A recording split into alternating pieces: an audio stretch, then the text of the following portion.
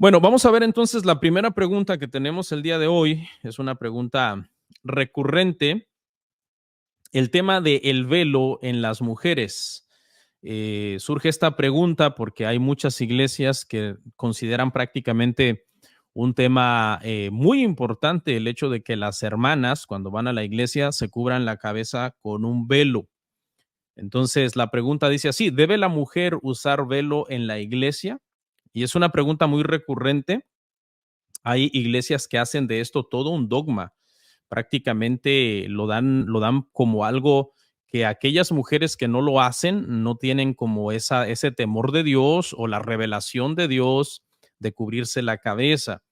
Entonces, hay dos posturas con respecto a este tema. Está la postura de aquellas iglesias, ¿verdad?, que lo entienden que es un mandato universal para todas las iglesias, de todos los lugares, de todos los tiempos.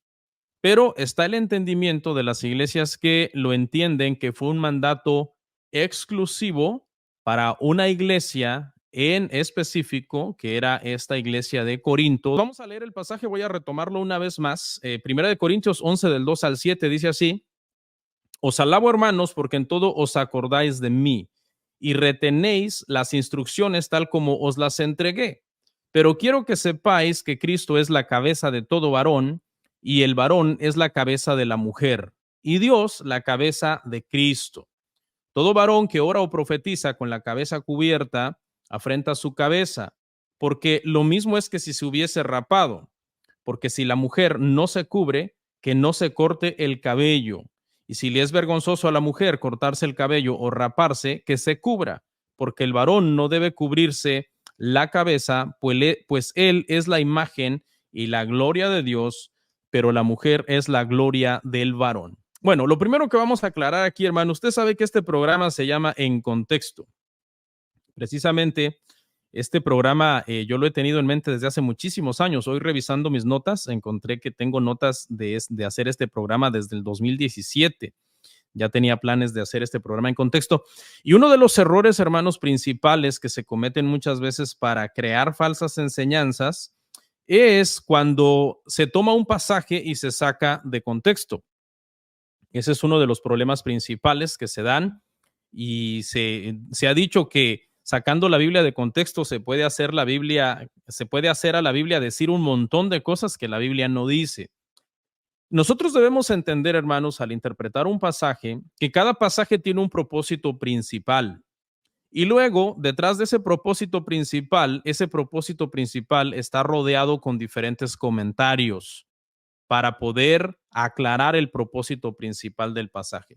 Muchas veces el error que cometemos es centrarnos en los comentarios que rodean el propósito central del pasaje y estarnos quebrando la cabeza tratando de interpretar eso, y estamos perdiendo de vista el propósito principal.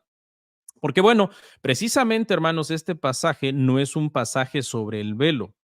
Es un pasaje cuyo objetivo principal es el tema de la sujeción de las esposas a los esposos. Y el velo es solamente un tema secundario, un elemento secundario que les voy a aclarar ahorita en qué contexto es que aparece mencionado en el pasaje.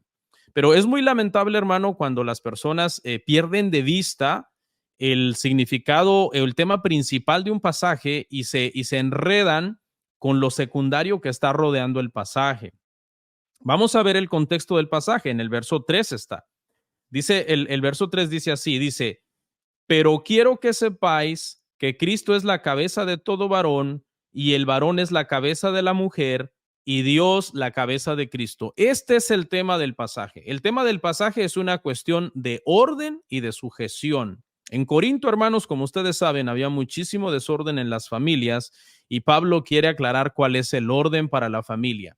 Y empieza Pablo desde arriba, desde la jerarquía máxima de autoridad, que es Dios el Padre, y luego de ahí va descendiendo y nos va diciendo: Dios es la cabeza de Cristo, luego Cristo es la cabeza del varón, y luego el varón es la cabeza de la mujer. Ese es el tema de este pasaje. ¿Ok? Y entonces Pablo lo que hace es basarse en dos costumbres que se estaban dando allí en Corinto para usarlas a manera de ilustración en el tema de la sujeción. ¿Ok? En Corinto habían dos costumbres en este tema de cubrirse la cabeza. Una costumbre era mala y la otra costumbre era buena. ¿Ok? Los hombres tenían la mala costumbre de cubrirse la cabeza al orar, como lo hacían en algunos cultos paganos. En algunos cultos paganos, cuando iban a hacer su culto, los hombres se cubrían la cabeza. Entonces Pablo se lo prohíbe a los hombres. Pablo dice, no se cubran la cabeza cuando van a dar culto al Señor como si fueran paganos, porque eso sería afrentar su cabeza. ¿Y cuál dijimos que es la cabeza del varón? De acuerdo al versículo 3, Cristo. Es decir, el hombre al cubrirse la cabeza como si fuera un culto pagano el que estaba dando, estaba afrentando a Cristo su cabeza. Y eso está en el verso 4. Todo varón que ora o profetiza con la cabeza cubierta afrenta su cabeza. ¿Quién es su cabeza? Su cabeza es Cristo. ¿Ok? Entonces, esta costumbre mala de parte de los hombres de cubrirse la cabeza, el apóstol Pablo la quiere erradicar. Él dice, no, esto no lo hagan. Ustedes los varones no se cubran la cabeza porque están afrentando a Cristo, su cabeza.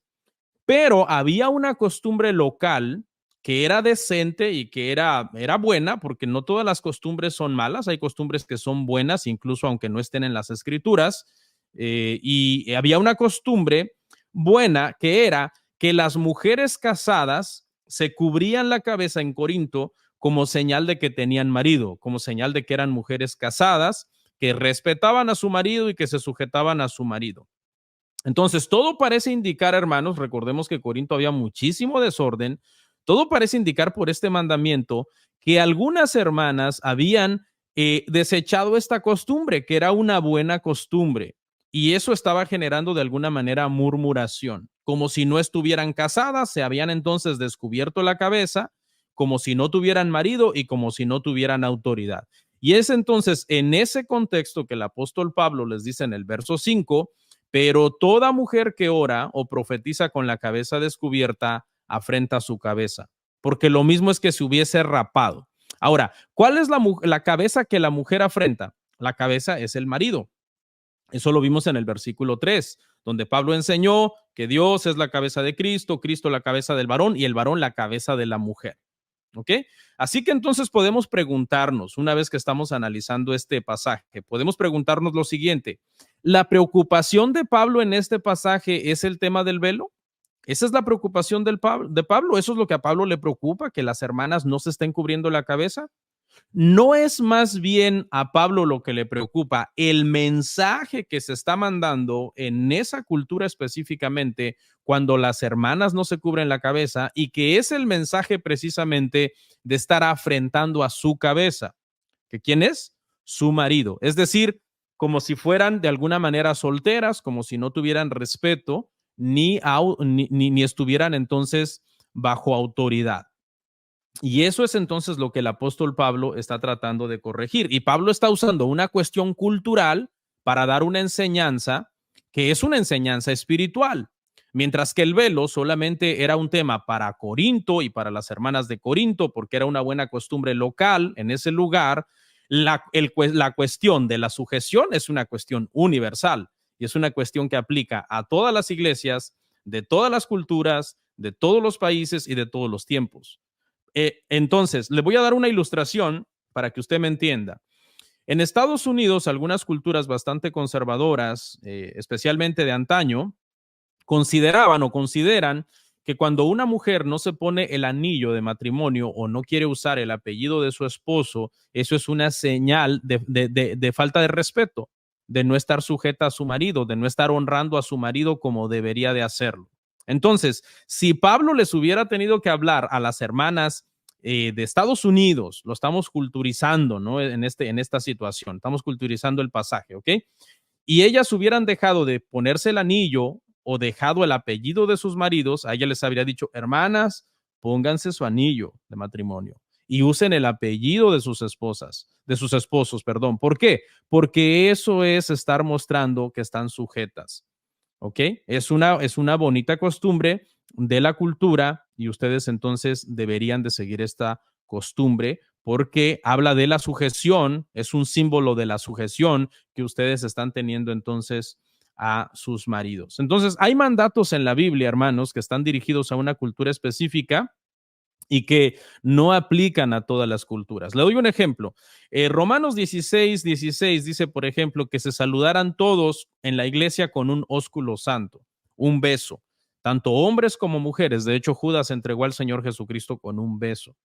Ese mandamiento, hermanos, nosotros tenemos que entenderlo en su contexto, porque, por ejemplo, en culturas como la mía, que yo soy mexicano, es muy raro que dentro de la cultura mexicana ciertos hombres se saluden de beso. O sea, no es bien visto en la cultura a la que yo pertenezco.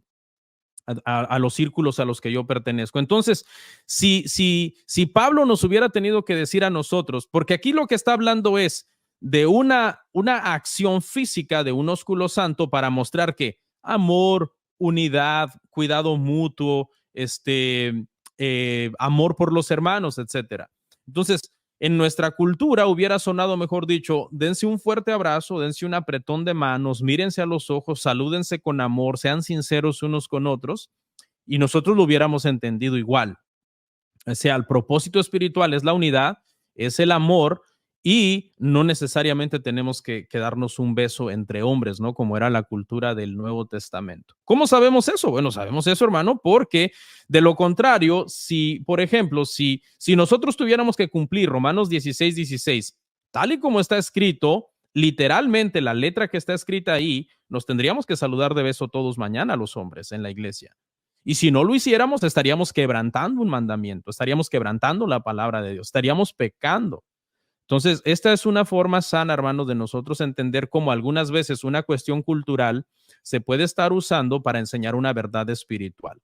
En el caso del velo, una cuestión de sujeción, que es un principio, que es eterno, que nunca cambia, y en la cuestión del ósculo santo, una cuestión de amor, de unidad, y que es un principio espiritual, y que nunca cambia, y que es eterno, y que se debe seguir practicando hasta que el Señor regrese.